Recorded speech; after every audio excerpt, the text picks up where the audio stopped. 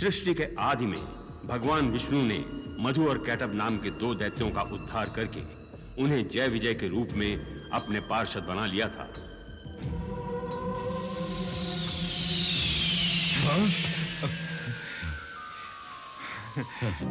परंतु सनकादि ऋषियों के शाप के कारण उन दोनों को 3 जन्मों तक राक्षस योनि में जन्म लेना पड़ा। पाप को वैकुंठधाम त्यागना होगा। नहीं ऋषिवर, हमें क्षमा कर दीजिए। 3 बार असुर योनि भोगने के पश्चात ही आपके पाप दूर होंगे और तभी आपका उद्धार होगा। नहीं ऋषिवर, हमें क्षमा कीजिए, हमें क्षमा कीजिए। सतयुग में जय विजय हिरण्याक्ष और हिरण्यकश्यप बने।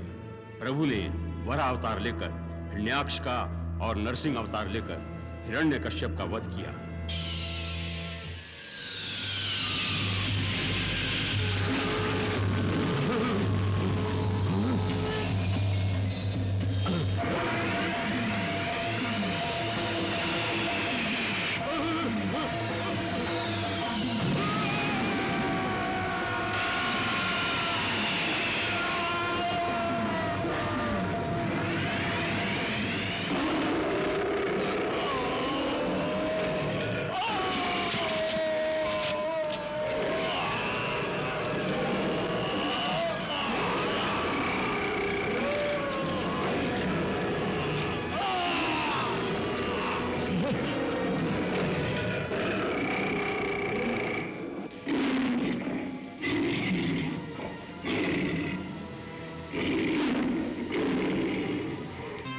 त्रेता युग में मधु रावण के रूप में और कैटभ कुंभकर्ण के रूप में पैदा हुआ।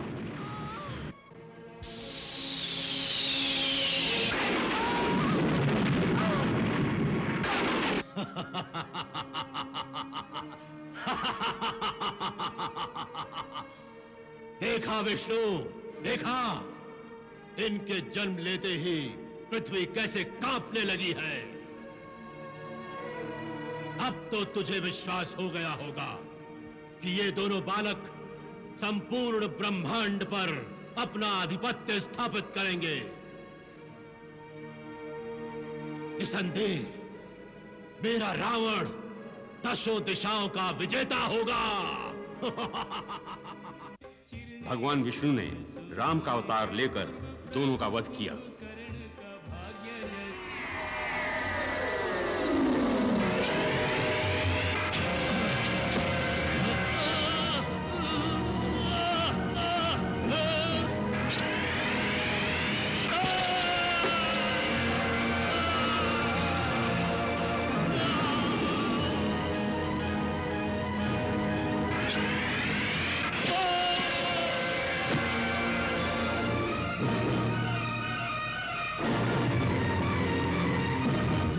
श्री राम।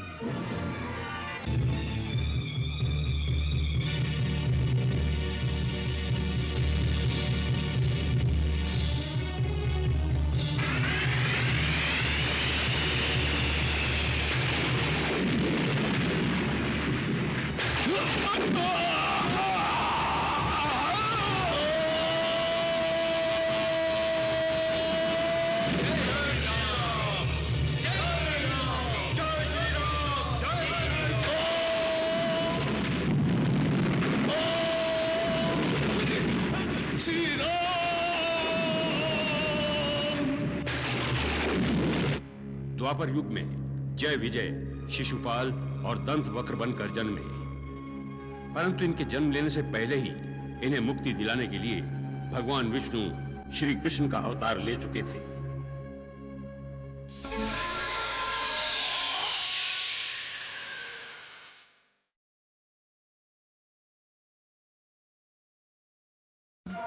शिशुपाल ने ही अन्य राक्षसों और राक्षसियों का वध करके अप्रत्यक्ष रूप में उन्होंने अपने अवतार की घोषणा कर दी थी।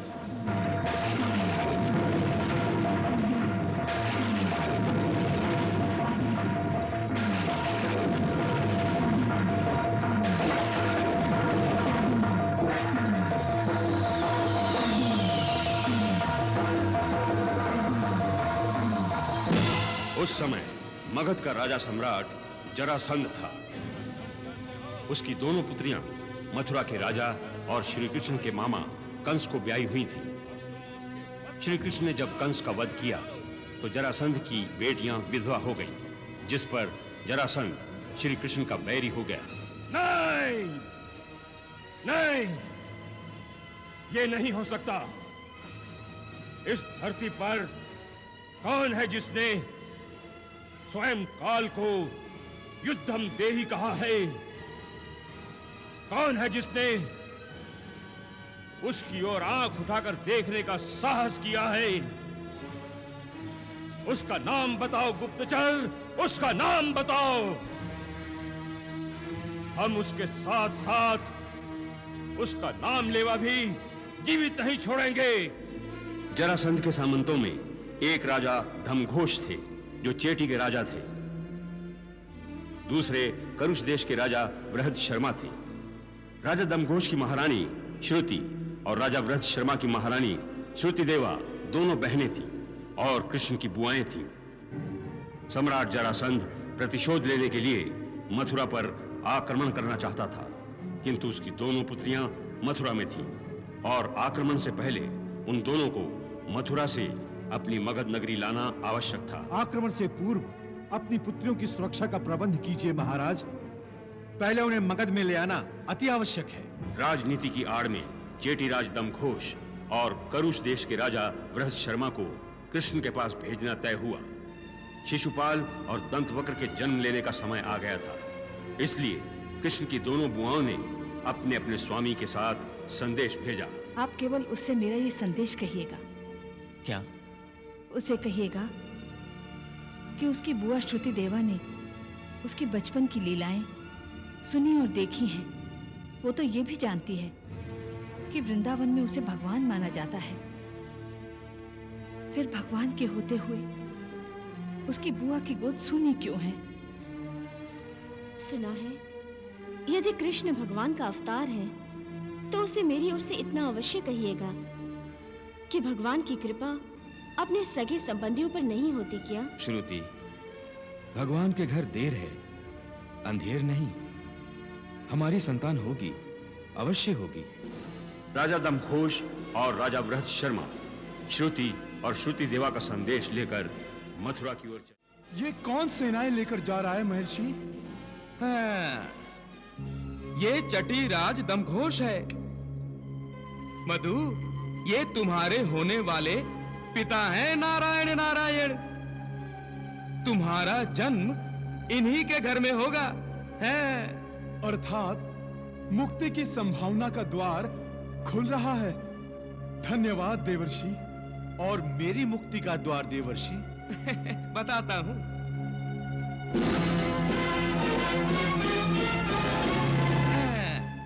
दूसरे रथ पर जो सवार है वो बृहद शर्मा है, जिनका पुत्र बनकर तुम्हें मुक्ति मिलेगी कैटब। ये दोनों कहां जा रहे हैं देवर्षि? जा तो रहे हैं जरासंध की आज्ञा का पालन करने के लिए, किंतु प्रभु श्री कृष्ण ने इन्हें जरासंध के माध्यम से आशीर्वाद देने के लिए बुलाया है। कैसा आशीर्वाद देवर्षि? आई नारायण नारायण, आप दोनों के जन्म लेने का।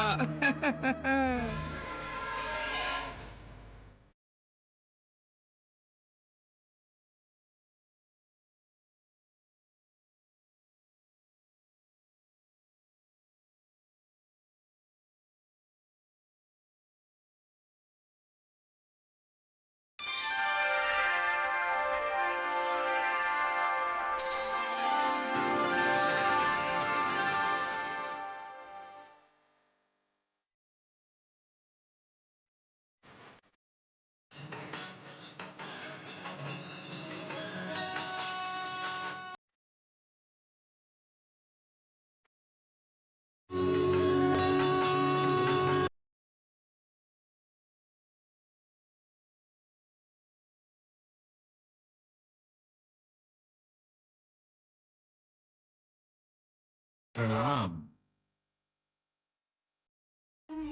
तुम तो अंतर्यामी हो कृष्ण। सभी लोग तुम्हें परमेश्वर का अवतार मानते हैं। तुम्हारी दोनों बुआएं एक ही व्यथा से पीड़ित हैं। मैं और बृहद शर्मा यद्यपि राजा हैं, लेकिन आज तक पिता नहीं बन पाए। श्रुति देवा ने भी यही शिकायत की है तुमसे। श्रुति ने भी यही उलाहना दिया है श्री कृष्ण। ऐसा है तो बुआओं का आशीर्वाद कैसे गवा सकता हूं मैं? उनका उलाहना दूर करने के लिए मुझे उनकी व्यथा समाप्त करनी होगी।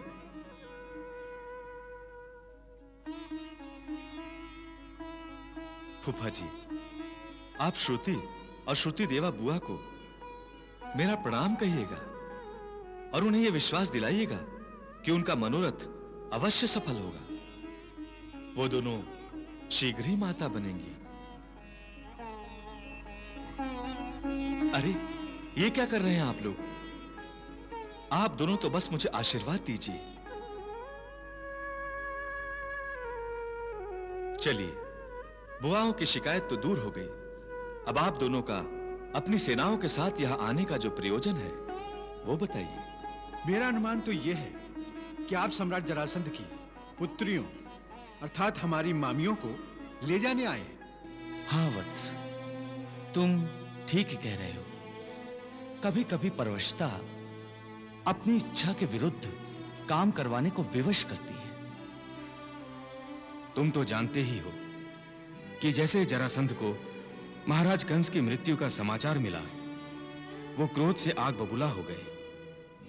लेकिन उन्हें अपनी पुत्रियों की सुरक्षा का ध्यान भी है, जिसके लिए उन्होंने हम सामंतों को अस्थि और प्राप्ति की सुरक्षा के लिए मगध देश ले जाने की आज्ञा दी है। फूफा जी, हमारी न तो जरासंध से कोई शत्रुता है और न ही अपनी मामियों से। हम तो सदा सदा से ही अधर्म के शत्रु रहे हैं और रहेंगे। हमारे जीवन का उद्देश्य धर्म की स्थापना और सज्जनों की रक्षा है। आप निसंकोच ही हमारी मामियों को उनके पिता के पास ले जाइए। पति के पश्चात पिता ही स्त्री की सुरक्षा करता है।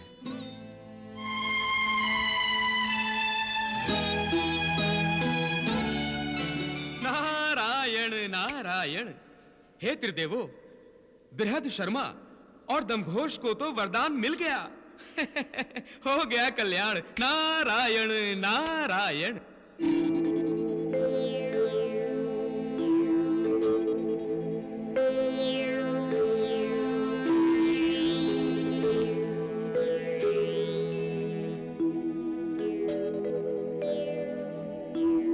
माताश्री, माताश्री,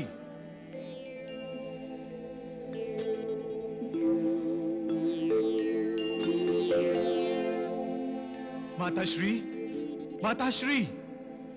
किसने किसने मुझे माताश्री कह के पुकारा? हाँ, मैंने माताश्री, मैंने आपको पुकारा। मुझे आशीर्वाद दीजिए माताश्री, मैं आपकी कोख में जन्म लेने जा रहा हूं।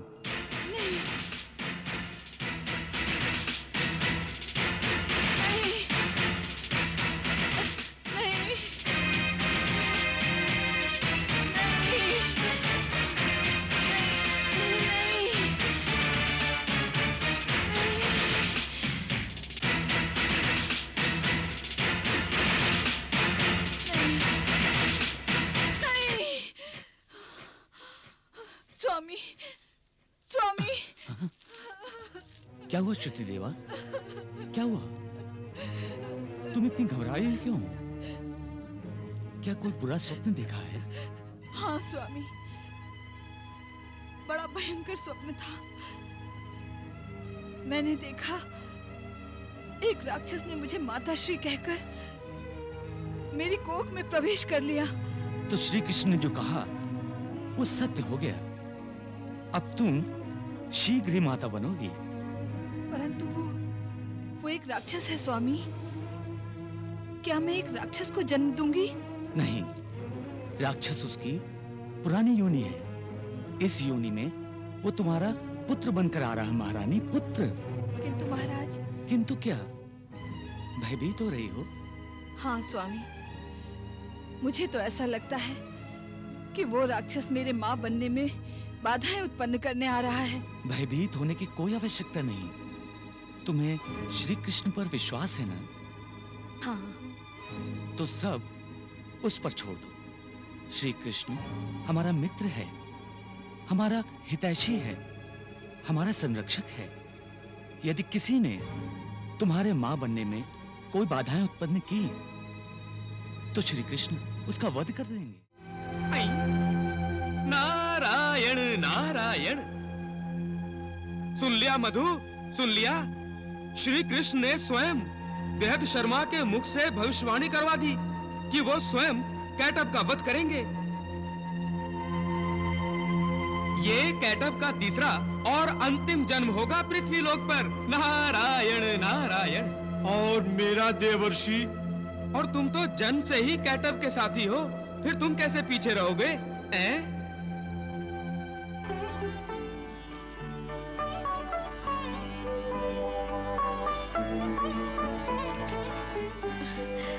दीदी का संदेशा है। अच्छा, पढ़ो तो क्या लिखा है। प्रिय श्रुति, आशीर्वाद। तुम्हें ये जानकर खुशी होगी कि मैं माँ बनने वाली हूँ। दीदी माँ बनने जा रही है। स्वामी, श्री कृष्ण की वाणी सत्य होने जा रही है। इसे कहते हैं आत्माकर्षण। तुम अपनी दीदी को संदेशा भेजना चाहती थी और उन्होंने तुम्हें संदेशा भेज दिया। अभी कुछ ही समय पूर्व महाराज बृहद शर्मा और उनकी महारानी तथा महाराज दमघोष और उनकी महारानी श्रुति संतान न होने से कितने व्यथित थे, और अब देख रहे हैं आप केवल संतान होने की संभावना ने ही उनके मन में कैसे हर्ष और उल्लास भर दिया है। देवर्षि, मन मनुष्य का परम मित्र भी है और परम शत्रु भी। नारायण नारायण। मन बहुत चंचल होता है देवर्षि। एक ही पल में ये सुख के आकाश को छू लेता है और एक ही पल में ये दुखों के पाताल में घुस जाता है। मनुष्य को सुखी बनाने वाला और दुखी बनाने वाला ये मन ही है। कभी इसे किसी की खुशी अच्छी नहीं लगती तो ये ईर्ष्यालु हो जाता है, और कभी ये किसी पर खुश होकर अपना सब कुछ न्यौछावर करने को उद्यत रहता है। सत्य प्रभु, सत्य। वाह! देवर्षि, श्रुति और श्रुति देवा साधारण मनुष्य हैं, इसीलिए प्रसन्न हो रही हैं। जो असामान्य होते हैं वो सुख दुख से परे होते हैं। उन्होंने अपने मन पर अंकुश लगा लिया होता है। श्रुति और श्रुति देवा ने अपने मन पर कोई अंकुश नहीं लगाया है। मैं धन्य हो गया प्रभु, मैं धन्य हो गया। हमारी पुत्रियों के मगध लौट आने के पश्चात हम उस ग्वाले को पाठ पढ़ाने के लिए अति आतुर हैं। महामंत्री, कृष्ण और बलराम सहित हम संपूर्ण मथुरा का विनाश कर देना चाहते हैं। आप तत्काल मथुरा में कृष्ण को संदेश भेजिए। यदि बलराम सहित कृष्ण हमारी शरण में आ जाएं, तो हम उन्हें जीवन दान दे देंगे, अन्यथा हम मथुरा पर आक्रमण कर देंगे। जो आज्ञा महाराज।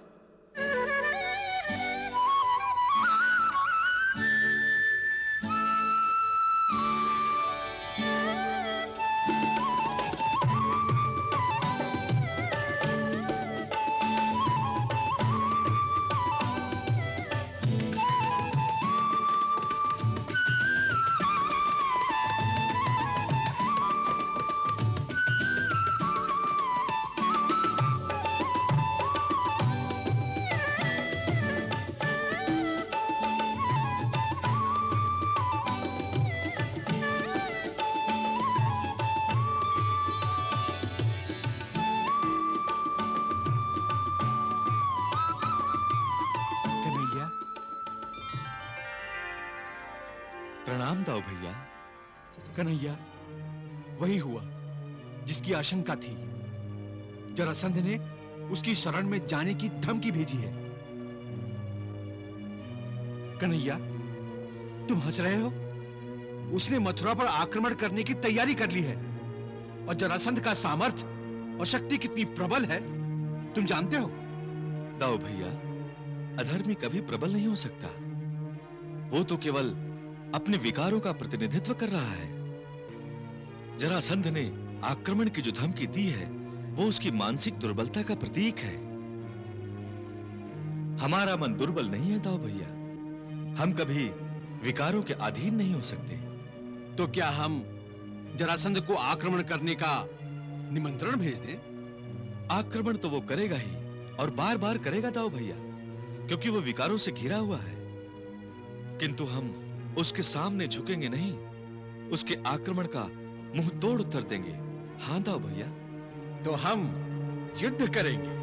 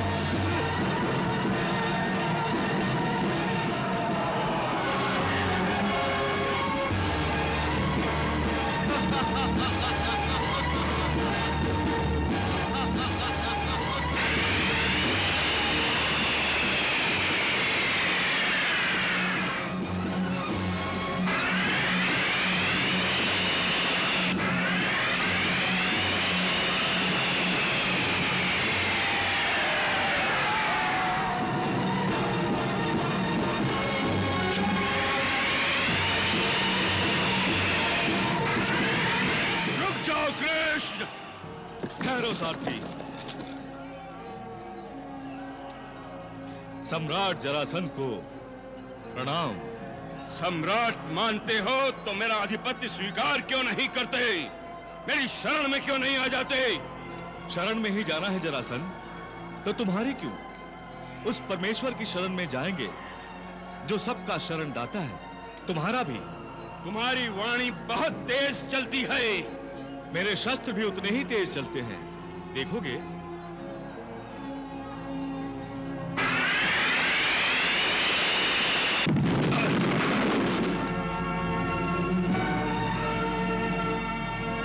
बस दिखा ली अपनी शस्त्र निपुणता। अब मेरा बाण देखो। पहले ये बताओ जरासंध कि हम दोनों में शत्रुता क्या है? तुमने मेरे जमाई कंस का वध किया है। जरासंध, कंस मेरे मामा थे, फिर भी मेरे प्राणों के शत्रु बन गए। उन्होंने मेरे माता पिता को बंदी बनाए रखा और मथुरा पर न जाने क्या क्या अत्याचार किए। उनका वध अनिवार्य था, क्योंकि वो धर्म के शत्रु बन गए थे। तब तो तुम्हारा भी वध अब अनिवार्य हो गया है, क्योंकि मैं तुम्हारे प्राणों का शत्रु बन गया हूं। सावधान!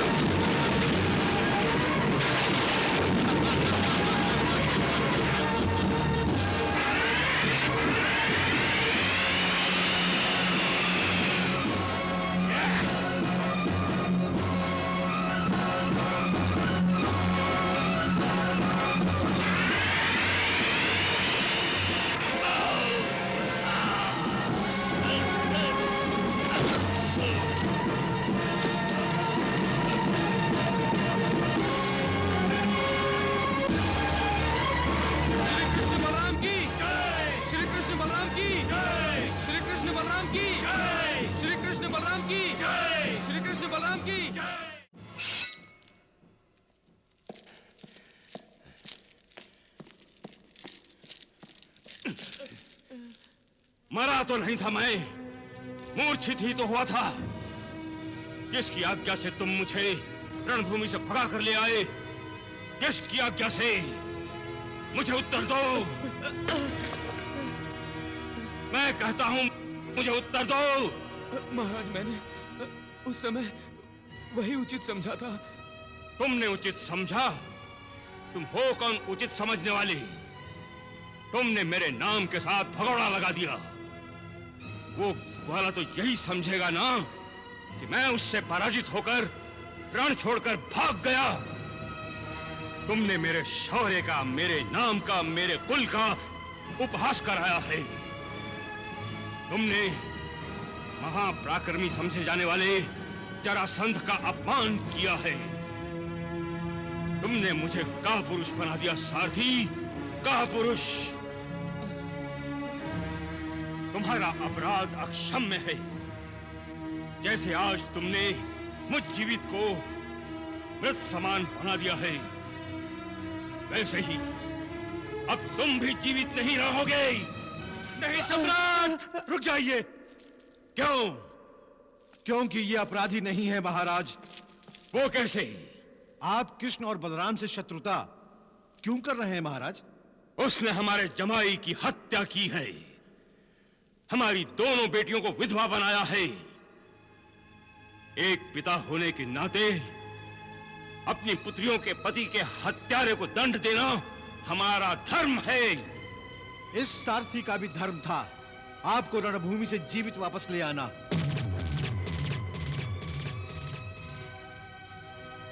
महाराज, अपने स्वामी की हर दशा में रक्षा करना एक सारथी का धर्म है।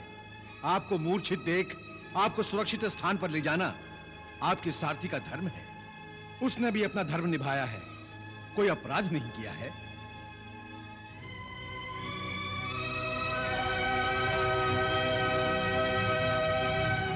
आप उचित कह रहे हैं। मैं क्षमा चाहता हूं महाराज, मैं क्षमा चाहता हूं।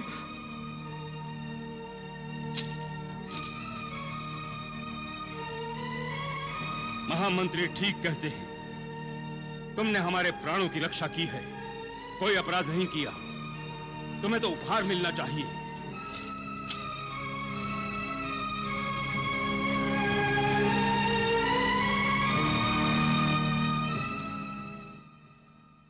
कृष्ण से पराजित होना हमें अच्छा नहीं लगा महामंत्री। जय पराजय तो तब होती है महाराज जब युद्ध का निर्णय हो जाता है। अभी युद्ध का निर्णय कहां हुआ है? आप फिर से मथुरा पर आक्रमण कर सकते हैं। हाँ, हम आक्रमण करेंगे, अवश्य करेंगे। नारायण नारायण। प्रभु, क्या बात है देवर्षि, इतने विचलित क्यों हैं? आशंका की आंधी में तिनके जैसी दशा हो रही है मेरी। क्यों देवर्षि, क्यों? प्रभु, पानी को कितना भी गर्म करो वो ठंडा हो ही जाता है, कोई अपना स्वभाव नहीं छोड़ता। फिर ये मधु कैटव दोनों दो दो जन्मों के अपने संस्कारों से बने दुष्ट स्वभाव को कैसे छोड़ पाएंगे? देवर्षि, दुष्टता और सज्जनता आते आते आती है और उसी प्रकार धीरे धीरे नष्ट होती है। तब तो पृथ्वी पर फिर से अनीति, अनाचार और भ्रष्टाचार बढ़ेंगे। प्रभु भगवान, क्या कभी पृथ्वी पर ऐसा समय भी आएगा जब राक्षसी प्रवृत्तियां नहीं होंगी? देवर्षि, ऐसा होगा तो धर्म और नीति का महत्व क्या रह जाएगा? मानव कर्म रहित हो जाएगा और कर्म रहित प्राणी जड़ समान है। देवर्षि, मानव योनि कर्म योनि है। जब तक प्राणी मानव शरीर में रहेगा वो भले अथवा बुरे कर्म करता रहेगा। ये कर्म चक्र सदा चलता रहा है और चलता रहेगा। नारायण नारायण।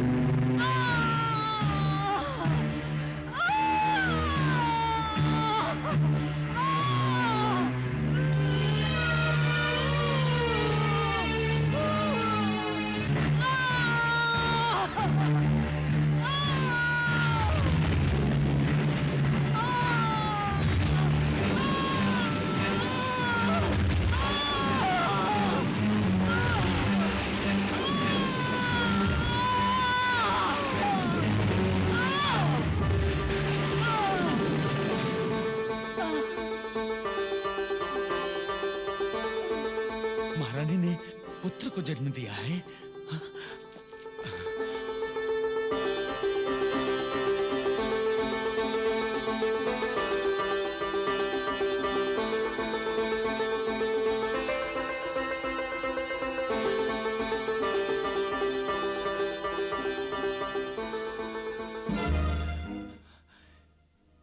क्या बात है महारानी? महाराज, हमारा पुत्र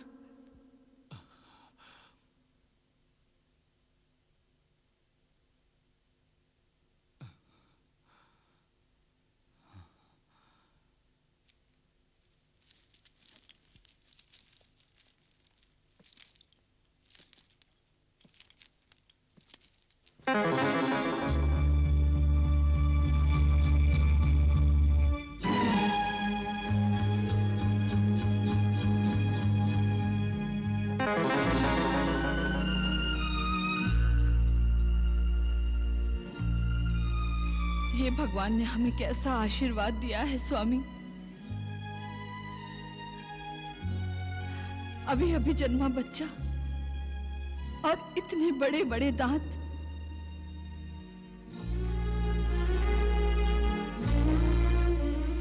इतने वर्षों पश्चात मैंने अपनी कोख से जन्म भी दिया तो एक राक्षस को।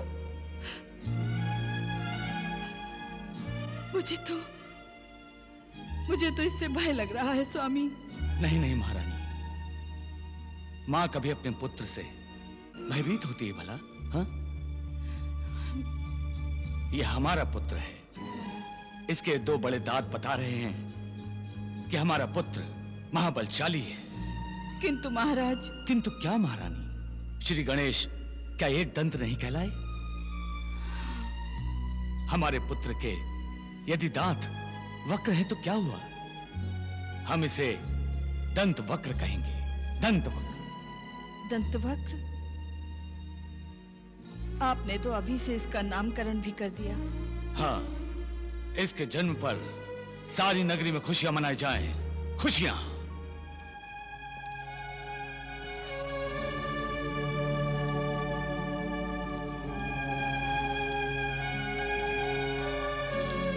प्रणाम महाराज। बधाई हो, आपको पुत्र लाभ हुआ है। क्या मैं पिता बन गया? मुझे पुत्र हुआ है?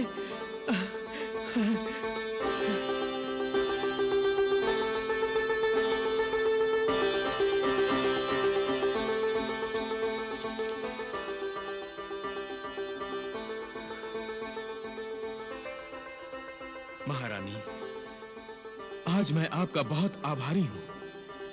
आपने हमें पिता बना दिया। आज मैं बहुत प्रसन्न हूं महारानी, बहुत प्रसन्न हूं। परंतु हम प्रसन्न नहीं हैं। किंतु क्यों? मां बनने की प्रसन्नता आपको नहीं है? आपने अभी तक अपने पुत्र को देखा नहीं है, तनिक उसके दर्शन तो कर लीजिए।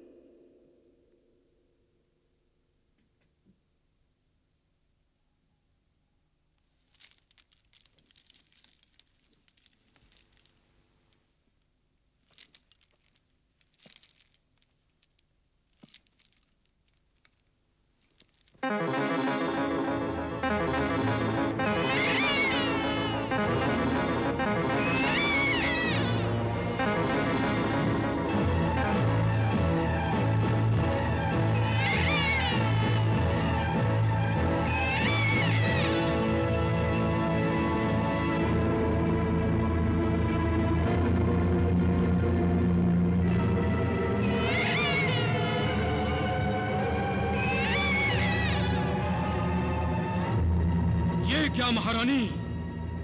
क्या ऐसे बच्चे को जन्म देकर कोई मां प्रसन्न हो सकती है? ये तो राक्षस है, राक्षस। तुम ठीक कह रही हो महारानी। संतान के रूप में हमें राक्षस नहीं चाहिए। मैं अभी से नष्ट कर देता हूं। जेठिराज दमघोष, महारानी श्रुति, अपने पुत्र से भयभीत मत हो। इससे प्रेम करो और इसका उचित रूप से पालन पोषण करो। ये बालक अपने कुल में सर्वाधिक संपन्न और बलशाली होगा। इसकी भुजाएं और आंखें तभी सामान्य होंगी जब इसे कोई ऐसा व्यक्ति उठाकर अपनी गोद में लेगा जो कालांतर में इसका वध भी करेगा।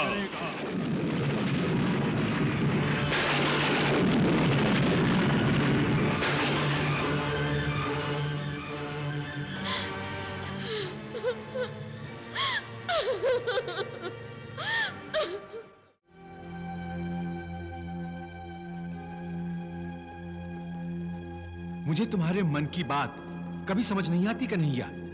इधर हमारी मथुरा पर जरासंध कभी भी आक्रमण कर सकता है और तुम चल पड़े चेटी देश। एक तो तुम्हारा ये मुस्कुराना मुझे बड़ा रहस्यमय लगता है।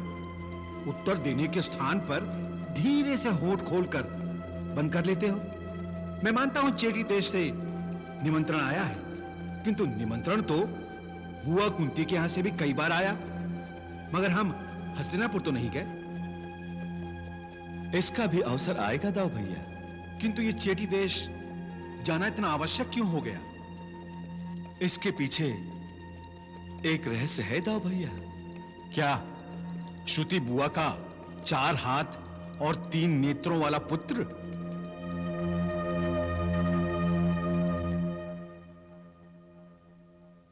प्रणाम महारानी। मथुरा के राजकुमार श्री कृष्ण और बलराम आए हैं। अच्छा, महाराज उन्हें लेकर यहीं आ रहे हैं।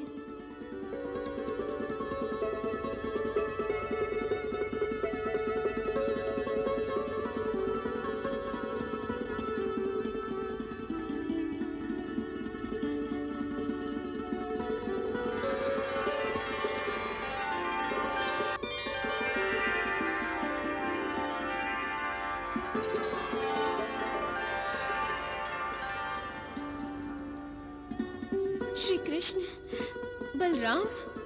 प्रणाम श्रुति बुआ। अब मैं तुम्हें क्या आशीर्वाद दूं? तुम और बलराम मेरे पास आए, ये मेरे अहोभाग्य है। साक्षात परमेश्वर चलकर मेरे पास आए हैं।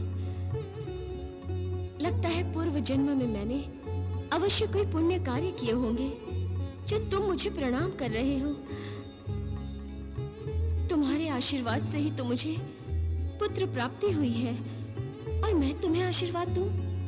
श्रुति बुआ, आप हमारी ज्येष्ठ हैं और हमसे श्रेष्ठ भी हैं। आप हमें आशीर्वाद नहीं देंगी तो कौन देगा? कृष्ण, अपने अनुज का कल्याण करो। ये दोनों उसी को देखने तो आए हैं। देखा कृष्ण, हमारा पुत्र भी श्री कृष्ण के दर्शनों के लिए व्याकुल हो रहा है।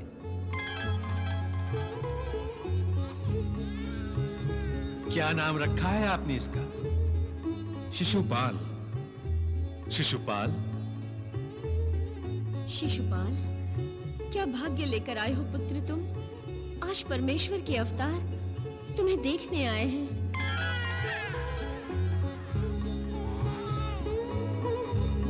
बुआ, शिशुपाल बहुत प्यारा है। देखो देखो, तुम्हें उठाने के लिए कह रहा है।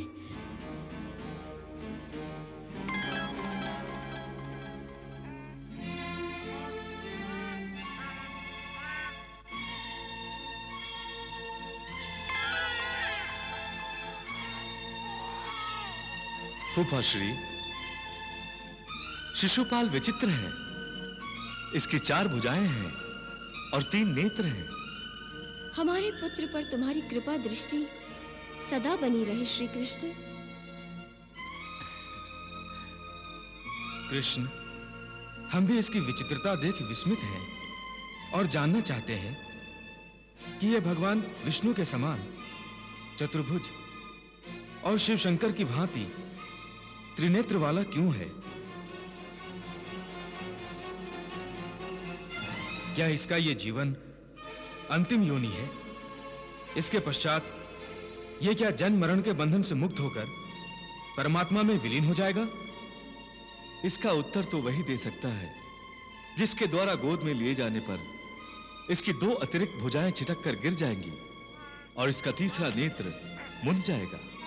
ऐसा व्यक्ति साधारण व्यक्ति तो हो नहीं सकता। परमेश्वरत्व प्राप्त कोई असाधारण व्यक्ति ही होगा वो, जिससे इसकी विचित्रता का रहस्य प्राप्त हो जाएगा।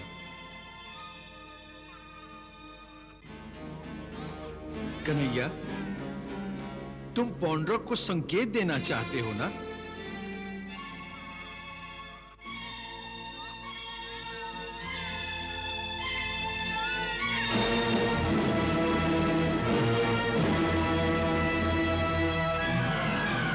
जो कोई शिशुपाल को गोद में लेगा और शिशुपाल के दोनों कृत्रिम हाथ और तीसरा नेत्र अदृश्य हो जाएंगे, उसी के हाथों शिशुपाल का वध होगा।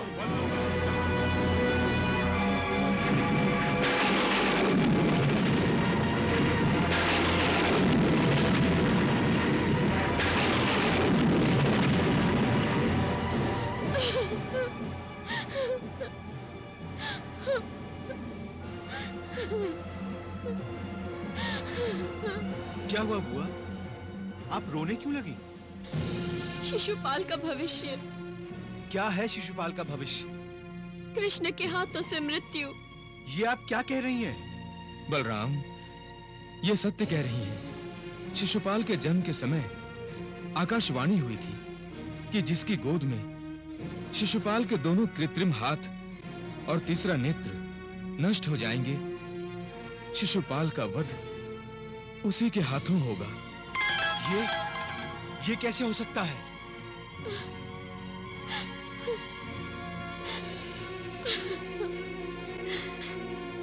तो क्या तुम अपने छोटे भाई का वध करोगे? नहीं बुआ। मैंने तुम्हारे बारे में बहुत सुना है। तुमने बचपन में पूतना जैसी महाकाय राक्षसी का वध किया था। त्रिनावट, शर्कटासुर, बकासुर, ऐसे कई राक्षसों को मार गिराया है। तुम साधारण मानव नहीं हो, परमात्मा हो। मेरे पुत्र का वध मत करना कृष्ण। मैं अपना आंचल फैलाकर अपने इस पुत्र के जीवन की भीख मांगती हूँ। मुझ पर और अपने इस छोटे भाई पर कृपा करना। बुआ, शिशुपाल मेरा भाई है, मैं इसका वध क्यों करूंगा? किंतु मैं पृथ्वी पर अधर्म और अधर्मियों का विनाश करने आया हूं। मैंने ये अवतार धर्म की पुनः स्थापना के लिए लिया है। जो भी मेरे इस कार्य में बाधा बनेगा, वो मेरा शत्रु होगा, फिर चाहे वो मेरा पुत्र हो, सखा हो अथवा भाई हो। बुआ, यदि शिशुपाल ने धर्म का आचरण किया तो वो मेरा शत्रु नहीं है, किंतु यदि इसने अधर्मियों का साथ देकर अधर्म किया तो ये मेरा शत्रु बन जाएगा।